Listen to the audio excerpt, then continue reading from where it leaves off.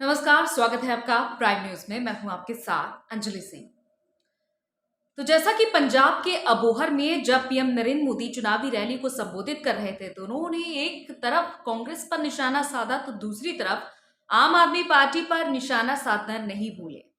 दरअसल पीएम नरेंद्र मोदी ने ये निशाना इसलिए साधा आम आदमी पार्टी पर क्योंकि कुमार विश्वास ने, जो कि एक मशहूर कवि हैं और आम आदमी पार्टी के पूर्व नेता भी हैं, उन्होंने एक बड़ी बात कही है, एक बड़ा खुलासा किया है सीएम केजरीवाल को लेकर। कुमार विश्वास ने कहा कि दिल्ली के सीएम अरविंद केजरीवाल कहते थे जब वो उनके साथ थे कि या तो मैं पंजाब का मुख्यमंत्री बनूंगा या फिर खालिस्तान का प्रधानमंत्री बन जाऊंगा।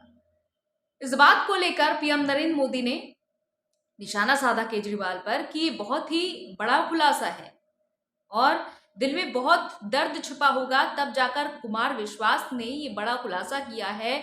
जाहिर तौर पर पूरे देश में जितने भी युवा हैं उनके कवि सम्मेलन के लिए इंतजार करते रहते हैं। एक मशहूर कवि हैं, ये तारीफ करते हुए पीएम नरेंद्र मोदी ने कहा। इसके साथ ही साथ उन्होंने ये भी कहा कि केजरीवाल पंजाब को तोड़ने का काम कर रहे थे क्या, क्योंकि कभी कुमार विश्वास और केजरीवाल बहुत ही अच्छे साथी थे। दोनों एक दूसरे के सुख दुख भी बांटा करते थे, ये भी हमने देखा था। लेकिन अचानक से कुमार विश्वास ने पार्टी छोड़ दी थी और उसके बाद से उन्होंने कोई पार्टी हालांकि ज्वाइन तो नहीं की, लेकिन इस दौरान इसी बीच उन्होंने एक बड़ी बात कही है। अब इसमें कितनी सच्चाई है और कितना झूठ है ये तो फिलहाल देखने वाली बात होगी। केजरीवाल की ओर से अभी तक इस मामले में तो कुछ नहीं कहा गया है, लेकिन दिल्ली के एक वकील ने गृह मंत्रालय में एनआईए में मुकदमा जरूर दर्ज करा दिया है केजरीवाल के खिलाफ। आखिर खालिस्तान को लेकर इतना बवाल क्यों मचा हुआ है, क्यों सभी इतनी नाराजगी जाहिर कर रहे हैं कौन आखिर ये खालिस्तानी जिनको लेकर इतना ज्यादा विवाद छिड़ा हुआ है। हालांकि आप में से कई लोगों के मुंह से सुना जाता होगा अक्सर खालिस्तानियों का जिक्र करते हुए, कई लोग जानते भी होंगे कि आखिर खालिस्तानी कौन है। कई लोग समझते हैं कि पंजाब में रहने वाले लोग खालिस्तानी होते हैं, लेकिन हम आपको बताते हैं पूरी डिटेल के साथ कि आखिर खालिस्तानी है कौन, क्या है खालिस्तान जिसका जिक्र किया जा रहा है, जिसके प्रधानमंत्री बनने की बात इस तरह के आरोप केजरीवाल पर लग रहे हैं। आरोपों में कितनी सच्चाई है कितना झूठ है ये तो फिलहाल जांच की बात होगी, क्योंकि मुकदमा दर्ज हो चुका है। तो 15 अगस्त 1947 में जब हमारा देश आजाद हुआ था तब देश दो टुकड़ों में बट गया, आप सभी को पता है, भारत और पाकिस्तान। लेकिन जो पंजाब सूबा था, पंजाब सूबे के कई सिख पाकिस्तान के हिस्से में चले गए। अब यहां से पूरा विवाद उत्पन्न होता है।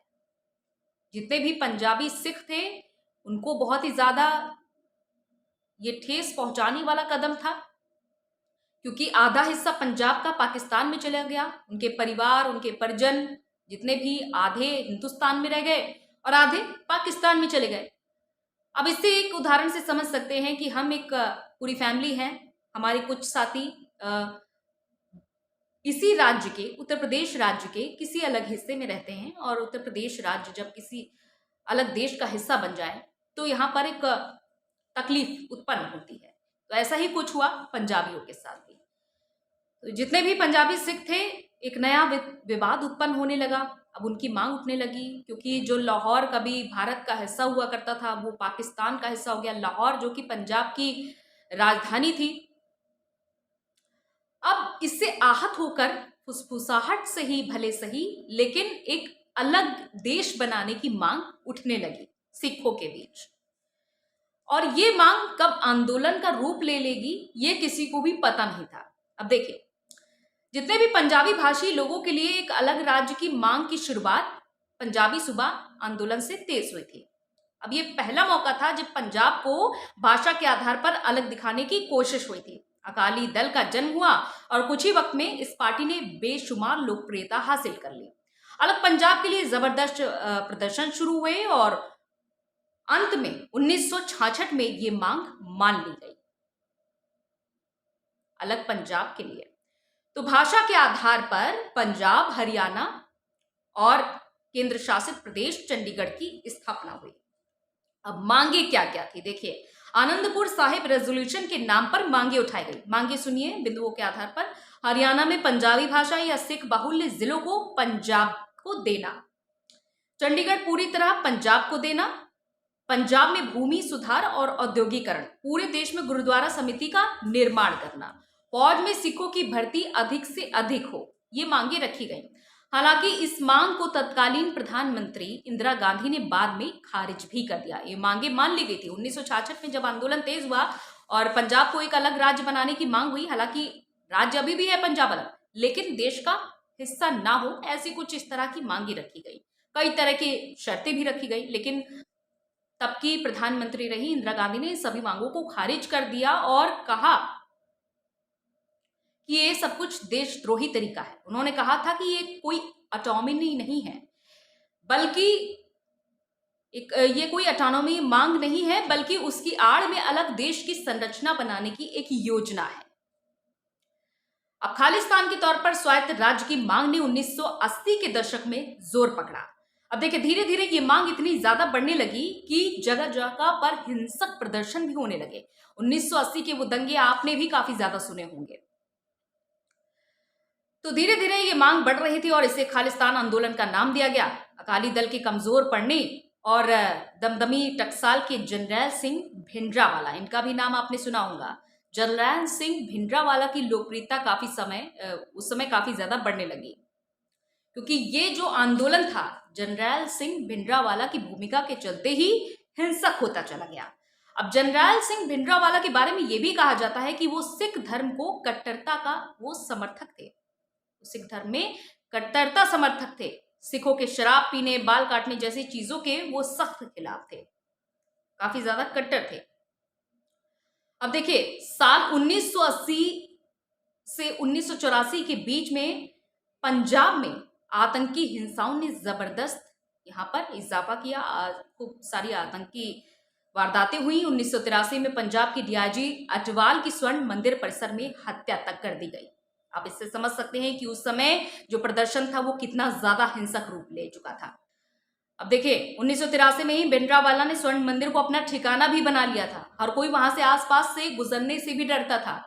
एक समय यह भी आ चुका था कि पंजाब एक तरीके का दूसरा पाकिस्तान का वो एरिया बन चुका था जहां ज्यादा से ज्यादा आतंकी रहते। तो सैकड़ों हथियारबंद सुरक्षा कर्मियों से हमेशा घिरा रहता था वो हिस्सा। साथ ही हथियारों का जखीरा भी वहां से जुटाया जाने लगा था और कह सकते हैं कि मंदिर को किलों में तब्दील करने की तैयारी भी शुरू हो चुकी थी। वही मंदिर जहां पर आप दर्शन करने के लिए, माथा टेकने के लिए जाते हैं।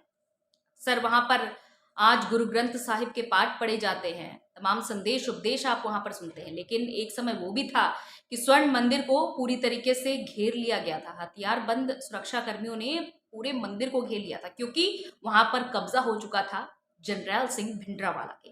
जरनैल सिंह भिंडरावाला, जैसा कि मैंने आपको शुरुआत में ही बताया कि पंजाब को एक अलग देश बनाने की मांग, यानी कि पंजाब को खालिस्तान में तब्दील करने की मांग उठा रहा था और इसको लेकर काफी ज्यादा प्रदर्शन हुआ।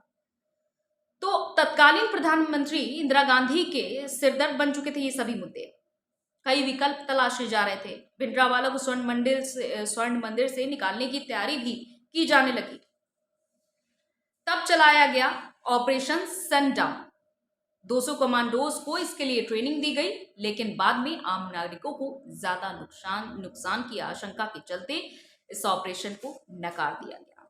हालांकि तमाम कोशिशों के बाद कहीं जाकर एक बड़े हिंसक आंदोलन का अंत हुआ और तब से अब तक हालांकि शांति तो छाई हुई है, लेकिन समय समय पर खालिस्तानियों की आवाज गूंजती रहती है।